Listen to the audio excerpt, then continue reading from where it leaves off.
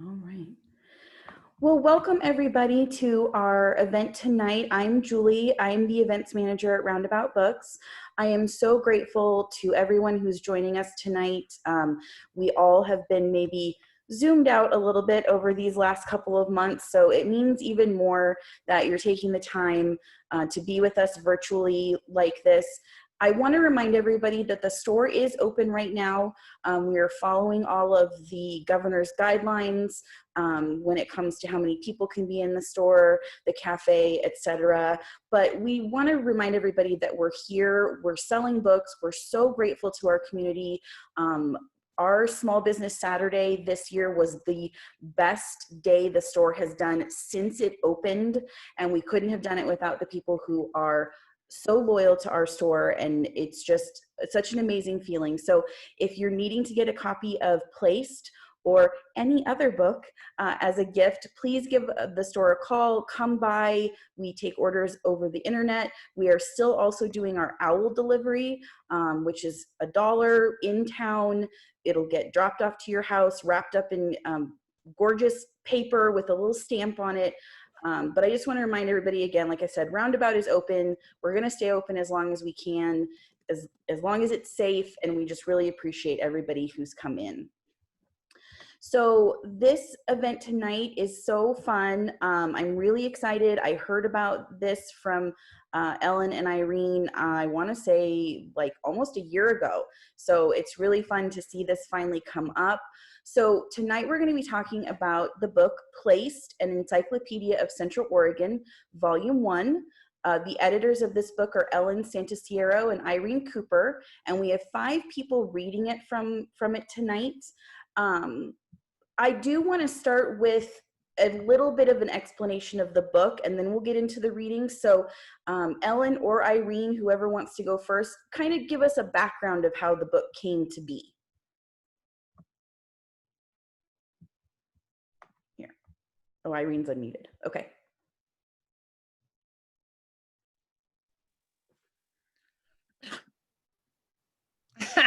Yeah, I can start. I'm hoping that's not my audio acting up, but y'all can lift a finger or something if you can't hear me. So Kim Stafford showed up to the East Side Bend Library one fine day to give a Packed to the Rafters workshop. And he strolled around the room in the beginning as people filed in and clearly found his marks because he had 2 little pamphlets waiting, one for me and one for Sarah Sear, who is down here on my screen.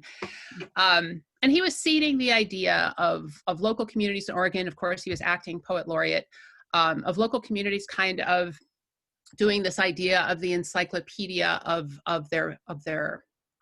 where they live, of their place, of their neighborhoods. And Sarah and I talked about that a little bit, and we brought the idea to our writers' table at Jackson's Corner East on Friday mornings. We miss that dearly. And we said, this sounds great, but we'd like to kind of broaden the idea from other things that we'd seen. So maybe, Ellen, you can pick it up from there. Broaden the idea from other things that we've seen. Yeah, such as, many books about this region focus on recreation, the natural beauty, and why wouldn't they, right? But we were really enamored with the idea of bringing in other aspects of the community. And by community, I mean all of Central Oregon. So, some of the social realities and aspects of living here, what people's real lived experience was in this particular place. So, we were, just enamored with that and wanting it to be loving. I'll speak personally, loving just the idea of the multivocal quality of the book, just having all these voices and, kind of representing or beginning to sort of represent what it's like to live here. Yeah, and through a form that spoke to the writer. So we didn't ask people who identify as writers exclusively. And we didn't want to limit people by the shape of what this could be. So it wasn't necessarily going to be a travelogue. We invited people to write essays or poems or observations or memory or whatever form spoke to them. That's how we wanted them to write the thing. And yeah, people gave us some amazing works.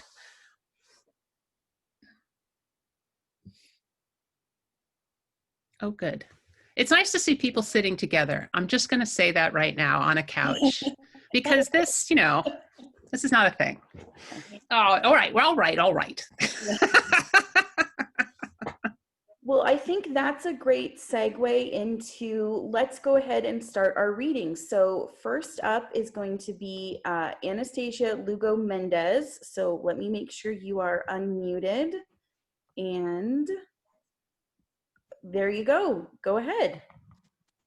Thank you. Reading Fanged to Have Sharp Teeth. I walk alone near Steen's Pillar, a thumb of volcanic rock jutting out over private property in the Mill Creek drainage. The steep rock faces and boulders the size of elephants provide overhangs, shadows, cool places to wait. The light is dappled and hazy, the forest quiet, muted. The trail is empty. If it were to happen, I think it would happen here. I wait for the lion. Lions are majestic and dramatic and destined to exist on television screens. As a child, I'd watch them yawning on an African savanna far removed from my existence. It was during my first time out west, living in the Four Corners region of Colorado, that mountain lions became part of my reality.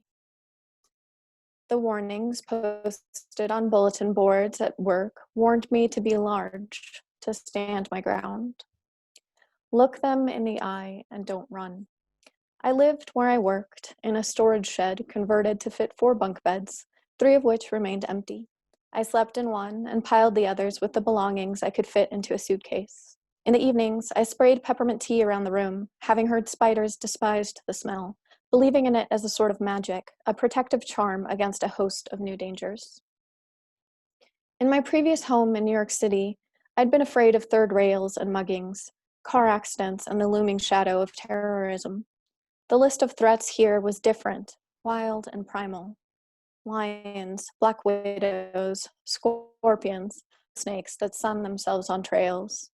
I walked to my shed in the evenings with a flashlight aimed at the sagebrush on the hillside. If the light reflected green eyes back at me, I would know I was not alone. I stood at my front door and turned the doorknob, convinced that a lion waited within. The next year, a wildlife biologist laughed at my fear. A mountain lion wouldn't eat me because humans just don't taste good. But I knew, as a small woman in a large forest, I would be an anomaly, a curiosity. I would be toyed with. I feared lions when I worked in the woods, and I feared them when I ran the road from my cabin into town. The steep, rocky hillside hid a predator, and I imagined being ambushed. I imagined falling and fighting and scrambling for a rock, a stick, a weapon. I imagined protecting myself. I was in greater danger of being run over by a log truck than of facing a mountain lion. I was in greater danger of practically anything than a mountain lion.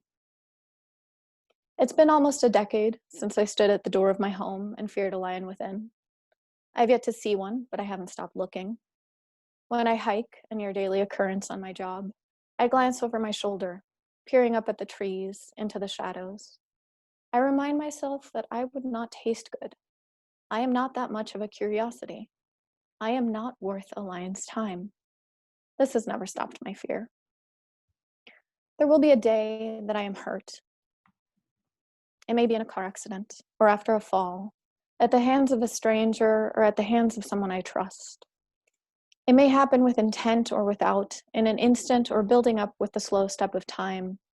What I fear is that the thing that hurts me will not have been built to hurt me. The hurt will be without reason, unpredictable, arbitrary. I cannot protect myself against those things I cannot understand. I wait for the lion, my old fear, feeling now that I know its place, its actions, the quiet of its steps, the curiosity or hunger that will drive it to me. I can protect myself against little else, but this This I can understand. When the lion finds me, it will be here. I will name it. I will face it. I will fight. Thank you. To our Zoom. Yes. And I was going to take a minute to make use of these wonderful bios that we have in the book here, which Anastasia's goes something like this. Cia Lugo Mendez is a Central Oregon writer focused on short and long form fiction. Past stories have been featured in Utah State University publication Sink Hollow and Scribendi. Did I say that correctly? Scribendi? I think so. Thanks, Irene. Well, excellent. Then, Irene, will you do an intro for our next reader, which is Krana Castlebaum? Oh, hold on, you're muted. I absolutely will. There we go. Thank you.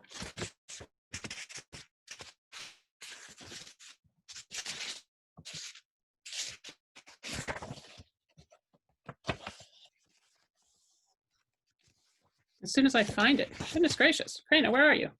I don't know. Good question. It wasn't existential, but Oh, that's how I took it. there we go. Here I am.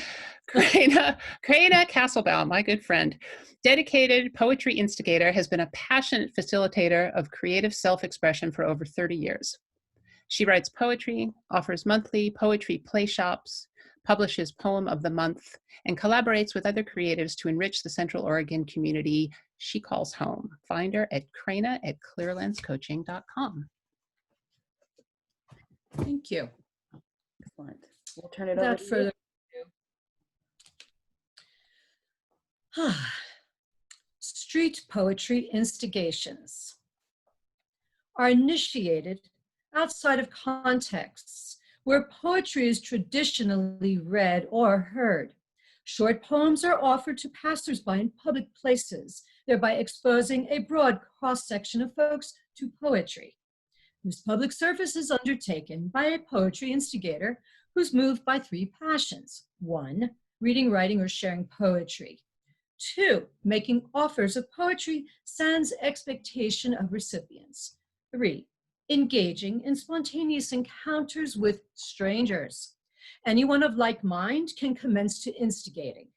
The enterprise requires no university degrees, publications, permissions, or licenses. Elements of an instigation. The instigator crafts a poem one week, selects one by another poet the next, and so on. Copies made, the instigator heads out with a photo-taking device. Poems are brief and accessible. Humor is not uncommon. Folks who don't get poetry may start to get poetry. The stack of poems is given away in under 30 minutes as passersby dash, stride, stroll, limp, lope, strut, trudge, and totter by. The instigator extends the poem saying, "A wee poem for your pocket?" Encounter is not urged, but rather encouraged by virtue of the instigator's visible, friendly presence in a hustle-bustle location. No permits are required since nothing is being sold. Social media. A photo is taken of instigator and receptive recipient, sometimes a four-legged, holding the poem. Photo and poem are posted to social media, whereby poetry is further spread. Responses. While research shows talking with strangers can boost a mood, most folks resist doing. They've no idea the instigator by is likewise a stranger to the instigator who can't know why folks respond as they do. Broad categories include, for example, no or back off. These polite decliners, outright ignorers, and wide swath cutters, common among cell phone schmoozers, are all sincerely thanked as they hurry by. The maybes. The cautious yet curious quickly understand what's up, maybe becomes yes. The definitely yeses. Enthusiastic receivers open their hands the moment they hear, poem for your pocket. The four-leggeds are singled out here for their consistently receptive attitudes. Encounters, vignettes of encounter. Poems are offered to the quiet, loud, bubbly, downcast, receptive, guarded, and incoherent. Encounters can be funny and disquieting, sweet and poignant. For instance, a disheveled man with matted hair asked if he'd like a poem, rambles unintelligibly, then suddenly says, "I'll take one," and shuffles off. An exuberant 20-something wants extra poems for her AA compadres. A man garbed in workout clothes runs by. "No, thanks, I'm all sweaty." Uttered by someone in a thick parka. "Thanks, but I'm stuffed." At least once a week. Is it religious? The instigator suggests they decide. Most leave poem in hand. There is the exceedingly rare trash toss. Gifts. Recipients want to reciprocate. They sing and dance, play instruments, share pastries, hugs, empanadas, M&Ms. Some read poems they've written. Occasionally humorous, most are characterized by gravitas and vulnerability. These encounters, placing the instigator in the role of witness, testify to the human desire for self-expression, a receptive listener, and connection. Not all roses. Within Ben's social stratosphere are folks burdened with poverty, mental illness, addictions, trauma, and homelessness. For instance, born with fetal alcohol syndrome, a woman lives a life in constant challenges on the street. A man mired in a bureaucratic mess can't get his medications. A couple's tent is stolen, and with that, their protection from the elements. These folks who said yes to a poem talked of deprivation, hopes, and desires. An instigator has no ready solution, thus can only listen with care and interest. Instigators must be prepared to accept that sorrow is part of the landscape. One may ask, is there any point to offering poetry as gift to people living with such hardship? Maybe not. Yet, through the ages, people enduring hardship have always turned to poetry, so the answer may be yes. Philosophy. Poetry instigations are fundamentally a vehicle for relationship. Mutuality, intrinsic to encounter, dissolves the fictional line between share more in common than is visible on the surface. Strangers engage, share a moment, part in a friendly spirit or not.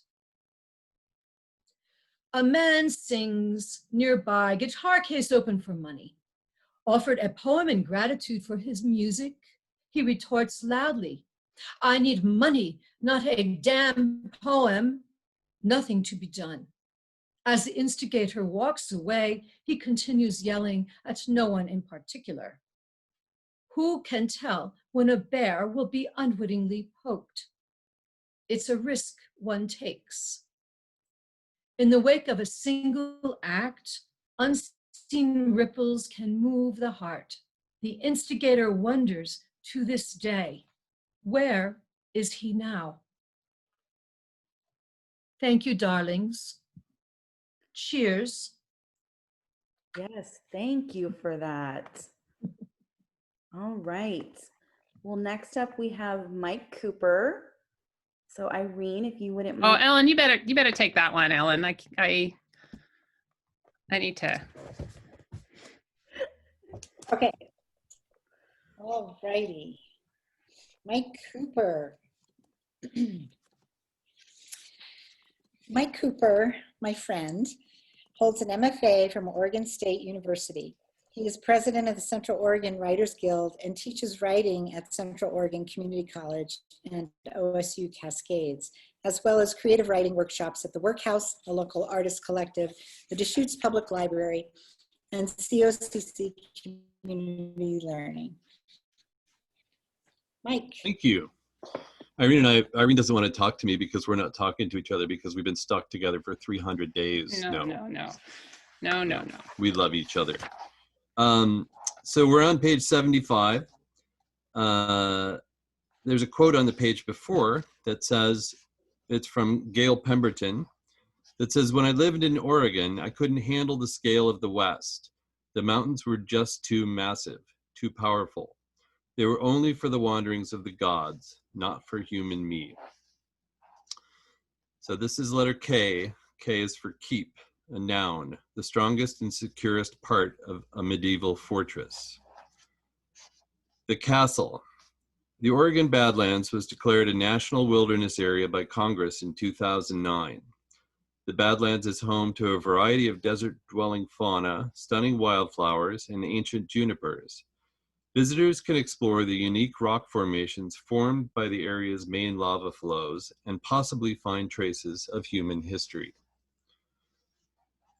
Long ago, in the time of large animals, humans were small and weak and soft and took shelter wherever they could, in trees, under trees, in shallow depressions in the ground, and so on. They were regularly eaten. They prayed to the earth to give them shelter and protection until finally, one day, the earth sent up rings of molten rock. When they cooled, the humans ventured inside. They found pairs of walls surrounded by an opening in the middle. One of these they called the castle, which was quite a coincidence as they had never seen a castle. It was just a word they made up, like sponge, but they liked the hard consonant K followed by the tinkling STL sound.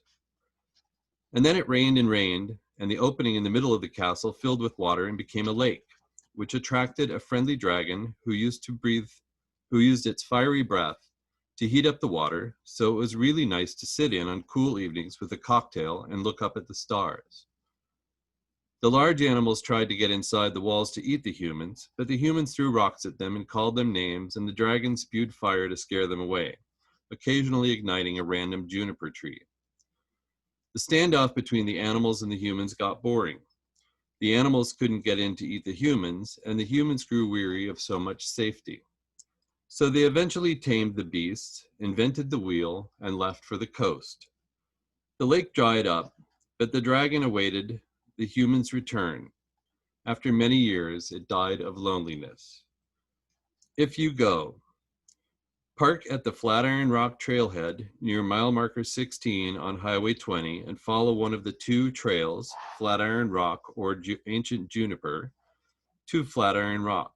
Look for burnt juniper trees on your way. Then take a right on the Castle Trail. Once inside the castle, make your way into the middle where the lake once was and kick around in the pumice. You may find dragon scales. That was awesome. Thank you. All right, next up to read for us, we have Kennedy Lovett. All right, I'll introduce Kennedy. Kennedy, is it Lovett or Lovett? Let's see here. Lovett. Lovett, okay, thanks. Kennedy Lovett is a 20-year-old college student getting her degree in American Studies. She grew up in Sisters, Oregon. She enjoys listening to true crime podcasts when she is not preoccupied with school. Kennedy is a biracial woman who has learned to navigate life in an area that is lacking diversity. Kennedy. Hi. So the letter is Q, question. Verb to interrogate. Breathing at sea level. The smell of greasy cheeseburgers filled the room as I worked my long shift at the Sister Snowcap Drive-In on a busy Sunday afternoon. That burger joint might as well have been my second home with the amount of hours I have spent there. Groups of people began to line up. "Good afternoon, how are you?" I asked a middle-aged woman who had obviously waited a few too many minutes. I'll have a bacon cheeseburger with fries and a large Pepsi, she said. Okay, I said, wondering why no one can return the greeting, but quickly brushed it off. Would you like onions on your burger? Yes, please. If you don't mind me asking, what are you? She asked that question every mixed or person of color dreads. The question to which you want to respond, I'm a human, what about you? But I worked in the food industry where sarcasm towards customers was frowned upon. I'm half black and half white. I forced a smile across my face. Really? I never would have guessed. I thought you were Native American, she said. I moved on to take an order from another customer. That interaction wasn't the only time in Central Oregon I had been asked that question, a question that was not only impolite, but one that could also be crushing to one's identity. My identity took a bit for me to be comfortable with. I was ultimately raised by my white family and sisters in a state with a deep history of racism. When I was younger, I struggled with acknowledging my African American side because of my limited exposure to the African American community. And a therapist suggested that may have been the cause of some of my childhood anxiety. At Sisters Elementary, other students recognized that I was different, but I never told anyone I was half black. I didn't feel comfortable with it, and I didn't believe having that as part of my identity was important. Kids would always ask, "What's wrong with your hair?" To which I'd respond, "That's just how it is." I began chemically straightening my hair and continued to do so for 11 years because I wanted to fit in. 3 years after that interaction at Snowcap, I had a conversation at Thump Coffee in downtown Bend with a local musician and artist who is also biracial. He did some of his growing up in Bend, and he said that due to his lack of experience with other African Americans, he was excited when he sees another black guy. I want to ask my black questions from my black mind, he explained, while also being aware that people are more than just their skin tone. We talked about the history of racism, how to divide our identity into multiple parts, and why some African Americans are less accepting of African Americans with lighter skin tones. Talking to this man about being biracial in Central Oregon and openly discussing our respective identity crises felt like what I call breathing at sea level. I wonder what it would be like to breathe at sea level all the time, to have open discussions with others who are struggling in similar ways.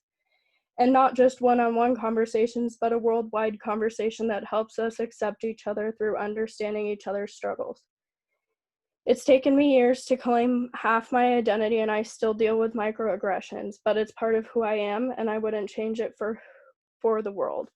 It may be wishful thinking to think racism will completely fade, but the least I can do is be open about who I am and how I feel.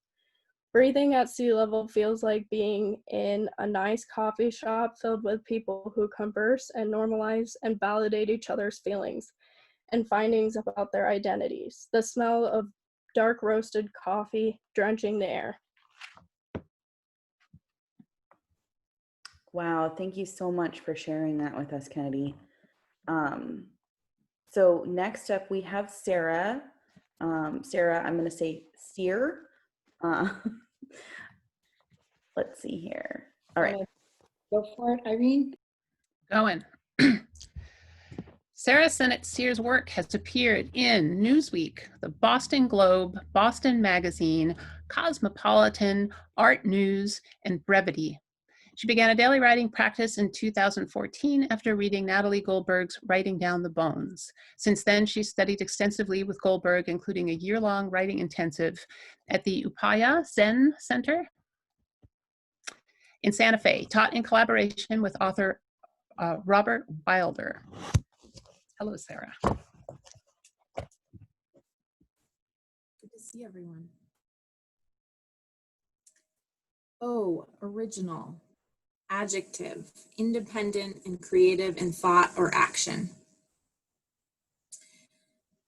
Sparrow Bakery's Ocean Roll has a cult-like following. The pastry is a hallowed tradition of Christmas mornings. It's been stacked 3 stories tall to form wedding cakes and shipped overnight for birthday celebrations. Opinion of the Ocean Roll is my litmus test, says Liz Scarvelis, a yoga teacher from Redmond. If I love you, you're probably getting an ocean roll with a candle stuck in it for your birthday. When Snoop Dogg toured through Bend, the local newspaper published a cartoon imagining the rapper ate the iconic pastry while visiting and decided to become a permanent resident. The ocean roll origin story begins, fittingly, at the Oregon coast. Sparrow co-founders Whitney Keatman and Micah Jordan were dreaming up a menu when struck by the unexpected use of cardamom in the cinnamon roll at Bread and Ocean in Manzanita. The pair swapped the traditional brioche base of a cinnamon roll with their croissant dough. We knew we had a really good croissant recipe, says Keatman, and transported a reincarnation of the roll's sugary glaze into the spiraled folds. Sparrow opened in a 650 square foot space in the old Ironworks district in 2006 and has grown by leaps and bounds since. A second retail location opened in the Northwest Crossing neighborhood in 2014, followed by a 3,300 square foot production facility 5 years later to meet growing demand for breads and sweet treats from grocery stores and local restaurants. On a midsummer Saturday this year, 2019, Sparrow sold over 600 ocean rolls and expects to double that number on Christmas Eve. Ocean roll dough is hand-folded, a rare practice among commercial bakers. A machine called a sheeter is more traditionally used to flatten the dough to a desired thickness. Keatman and Jordan were bootstrapping when they opened and didn't have cash for a sheeter. Over time, as the bakery's fame rose and purchasing a sheeter became possible, the conscious choice was made to continue hand-rolling. This shift would have altered their showcase product, making the dough flakier and less dense. We strive to be something both original and timeless with everything we do.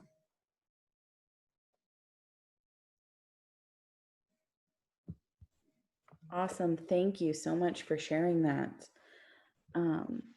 So I want to ask Irene and Ellen, now that we've heard, a selection from the book, how did you go about maybe balancing some of the topics that people were looking to write? Because obviously we have, some that bring a smile to your face, but we have Kennedy's that brings to light something that, we all know is happening in Central Oregon, but we don't see it every day. And it's so we need to be reminded that, we need diversity in this area. So, well, I'll tackle that one. So in the beginning, we just, we put the nets out and we just kind of saw what kind of fish came in. We just trusted that we were going to get, all kinds of things from all kinds of people. And we did. And, if we would, sometimes, people were invited to send 2 pieces if they wanted. So if we got, 2 pieces that were kind of similar, we would, take the stronger one. And, so we didn't have 10 pieces about the Badlands, for instance. We made sure that, we didn't have anything sort of lopsided in that way. However, when we got to the end of it, when it came down to Irene and I, really looking at everything that we heard, the virus started, and after Black Lives Matter and everything, we then actually went out and solicited some pieces because we wanted, we wanted to just have more. We wanted to have all of the stories together to be more well-rounded and to, to have representation from as many communities as possible, as many different experiences as possible. And in no way is this collection, No. the whole story. No, it's a good point. We did not succeed. I mean, we succeeded as far as we succeeded. And this is one of the reasons we kind of went into this process with hoping that we would manifest this kind of diversity and variety that you're talking about, Julie, just by virtue of the fact that we didn't know what we wanted. I mean, we wanted anything that people were going to give us. And again, we didn't ask exclusively people who consider themselves writers, Mhm. although we certainly have, well, everybody, all 37 contributors are all fine writers, but some people claim it as what they do. In a way, the pandemic fostered this approach because our original publication schedule was lightning fast. We were going to collect these stories, edit them, and pump this thing out. And that would have been last fall. This way, we had a little bit more time to look at where the holes were, acknowledge the holes, and as Ellen said, go solicit as much as we could. You know, there are a lot of communities that we are not representing that, of course, are here, which is why this is more process than product in many ways. Yeah. Well, and that leads, oh, sorry, go ahead. We tried, you know, as Irene said, you know, it really is process, and in no way is this finished, but, you know, sort of, we tried with the quotes that are sprinkled throughout. We tried to, you know, pick and choose quotes that would speak to some of the other communities in Central Oregon, for example, the Native American community. But yeah, just a teeny tiny. And in many ways, yeah. And it's also a way to call out, you know, I mean, we are what we are. And I think that in trying to have these different voices of these different experiences, trying to find this depth, because, you know, it's also kind of humorous how monoplane, you know, we can be on a lot of levels here. There's it's just what it is. But that doesn't mean that there aren't, you know, every individual is going to bring a grade of nuance to whatever it is they choose to talk about. And I think that's what happened here too, is when people sort of self-selected their subject matter, that individuality emerges. So you brought that up with the intro as well. You know, there wasn't the self-selecting of what they were going to write about. So you weren't giving people topics. And, you know, that can open up too, to get stuff that maybe you're like, oh, well, does this really fit, you know, what you thought of? So when it was first brought to you, was it more like, was the thought that Kim Stafford had of like, just having stories of people, like how they grew up in Central Oregon, or, you know what I'm saying? Like, what was maybe the original impetus of the book? Well, Kim gave no parameters whatsoever. We're just going to say that. It's like, here's a project, go do. And which was great. I mean, right? Like, that was great. Like Sarah, you speak to that.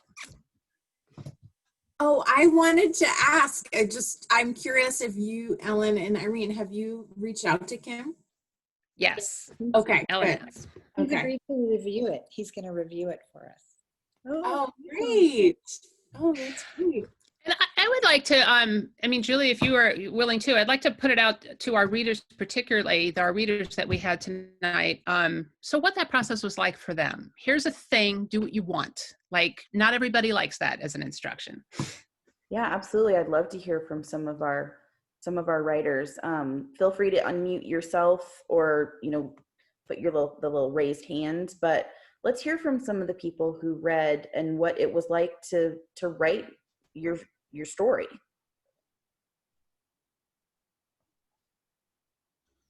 I personally love a constrictive prompt like that.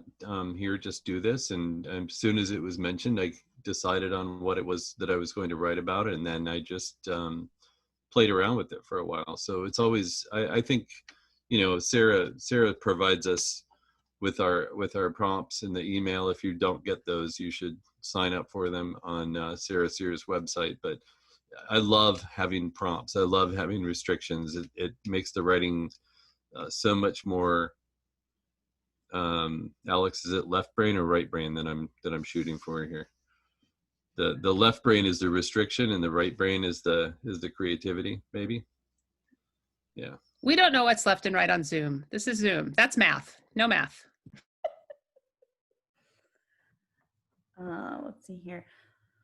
Where did everybody go? Well, actually, so let's open it up. Kennedy, if you don't mind, you know, as one of our readers, do you want to give a little bit of how it was to, you know, write this story, to be included in something that was going to get published? I actually didn't write it for the purpose of being published. So it was an assignment in Ellen's class, and it was a personal essay, and so I couldn't figure out what I wanted to write about, and that was just something that I had like always struggled with. I always kind of leaned towards race issues, and like growing up in Central Oregon, it's hard not to focus on how everyone's white. No offense to anyone if that's offensive, but it's a very non-diverse area, and so writing it, I felt like it was important to get a different point of view out, I guess. Well, that's so great, having taken one of Ellen's classes, or multiples. I know that she's an inspiring instructor. So yeah, it's so great that turned into this. So that's so awesome. I know that Krana wanted to mention something. So go ahead, I've unmuted you. Yeah, I was going to say, and Kennedy was definitely one of our requests, you know, Ellen, and when we were thinking about whom to ask, and that's definitely like stage 2. Okay, new net, who can we ask? What can we do? Anyway. Yeah, I was looking to you, Krana. Would you? So I wanted everybody. Most people know that Krana's Poetry Instigation Downtown poem in your pocket was a real thriving weekly activity, and I was so pleased you chose to write about that. I'd love to hear more. I had no trouble with just being invited to write something, and I knew immediately this is what I wanted to write about. And I'm not sure how like what the questions would be about that. I started doing this every year on Home in Your Pocket Day, and then in 2019, April through to July 2020, I just went downtown every week and did this thing. So it felt like there was a lot of richness, because I did feel like I met a pretty broad cross section of Bend populace. And I hope that comes across in the piece that I wrote. I continued doing this after the shelter in place. I would just go downtown by myself and hand a poem to myself and go home, take a picture of myself and post it. And then in July, I was like, you know, I didn't feel comfortable, you know, I wasn't going to start handing out poems to strangers. It didn't feel like the right thing to do. But so that's a postscript in the piece. What I read was an excerpt of my piece in the Encyclopedia. But I enjoyed writing it, and I felt honored to write it. I felt like I was able to capture some of the flavor of that, and had hoped that really it would keep going and other people might join in. I had plans to go down to like Food for Less, a grocery outlet, and other places, and do the Poem in Your Pocket thing every day, or rather every weekend. So that has not happened yet because of our situation with the pandemic.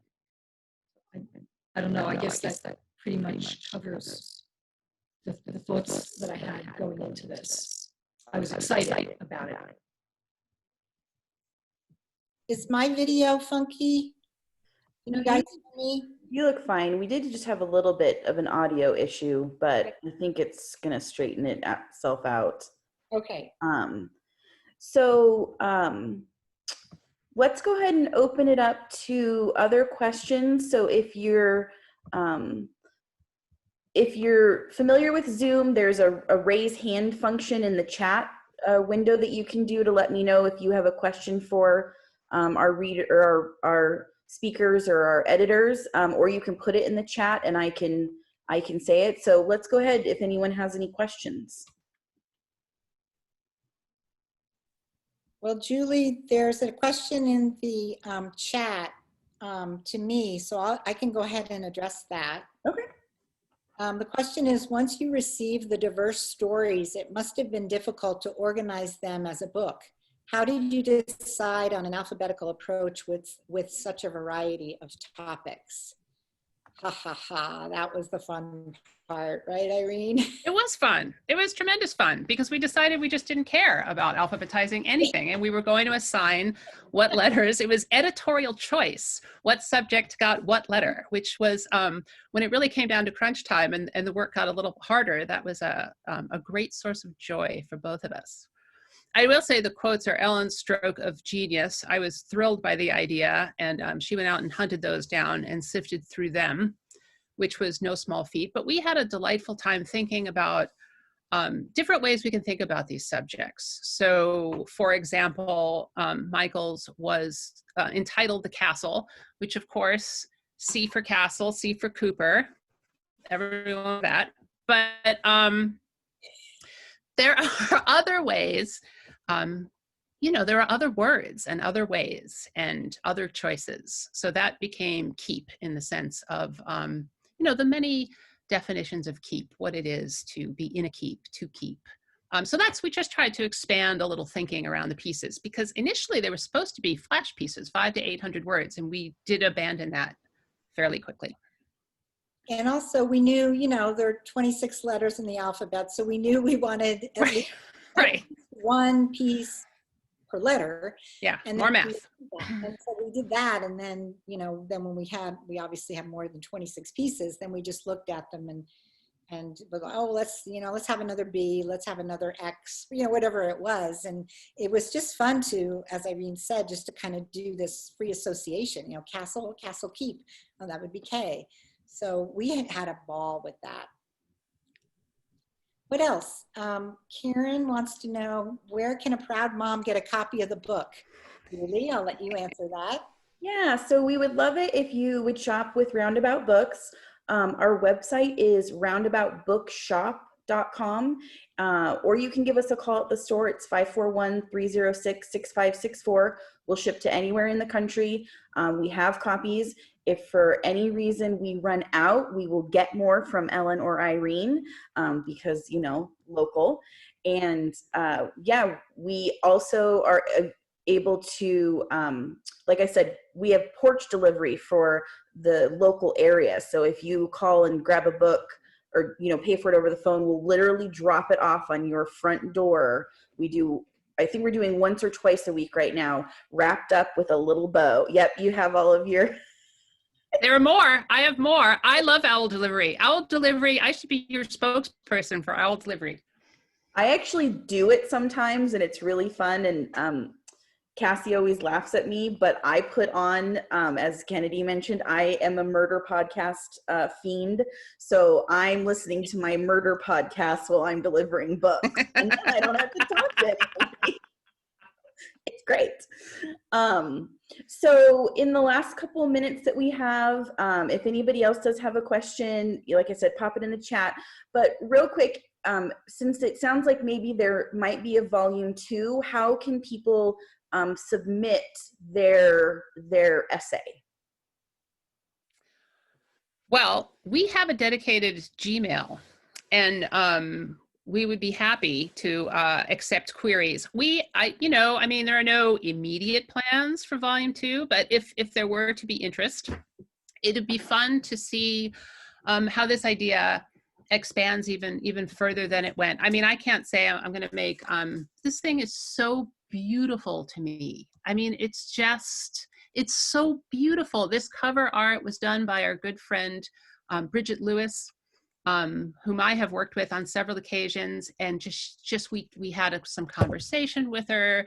She came up with these ideas, and then we had this beautiful visual, plus 37 thoughtful, beautifully written, unique perspectives on the area. So the interesting thing, once you do this, a lot of people said no. And since then, some of those people have sniffed around. So. Yeah, I was surprised that people said no. at first, but then I get it. Writing is hard work. Takes time. Yeah, it takes dedication, and so yeah, it takes time. But we hope, we hope that there will be future volumes, and yeah, and just wondering if there are any other questions. Yeah. We do. I have a question. We have some people who have written, a couple of them are here in the audience tonight, who have written and have moved away. Looking at you, Alex.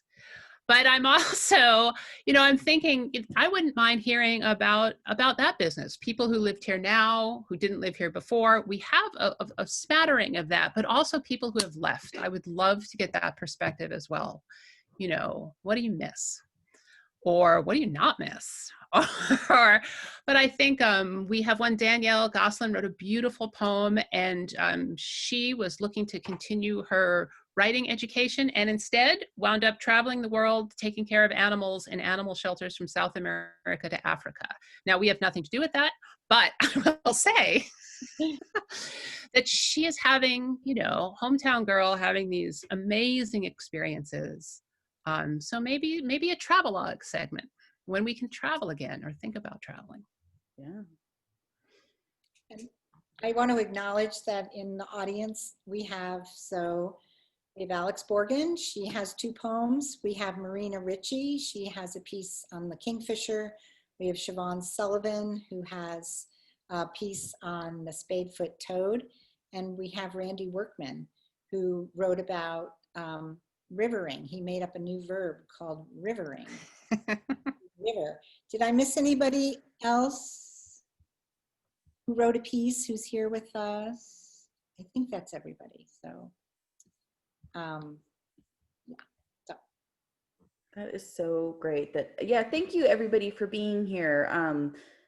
Whether you were involved with the book or here as a fan, it's so great. Again, like I said, if anyone was late to the event, I will be posting this on the Roundabout Books YouTube channel, so you can watch it later, send it to people who need to know about this book and would want to buy it or give it as a gift.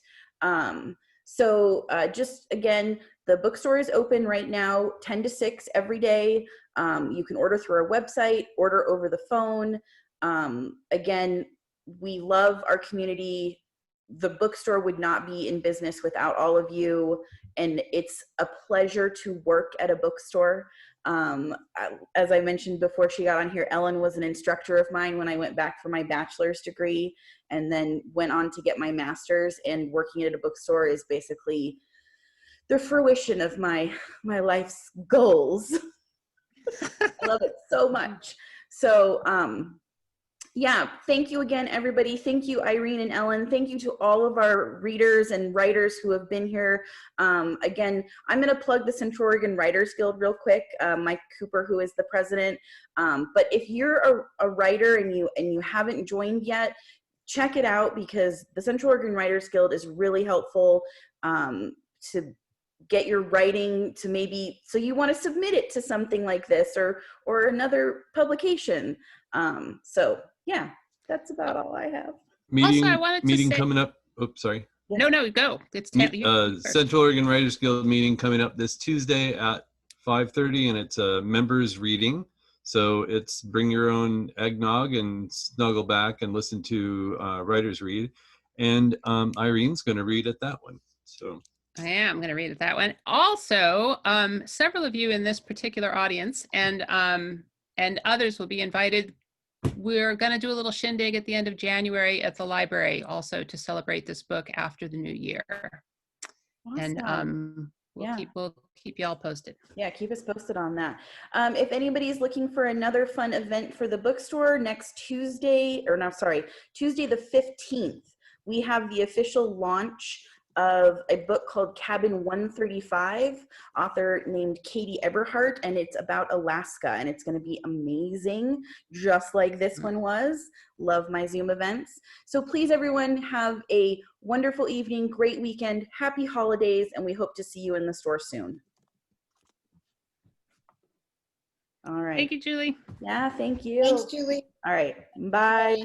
Thanks, Julie.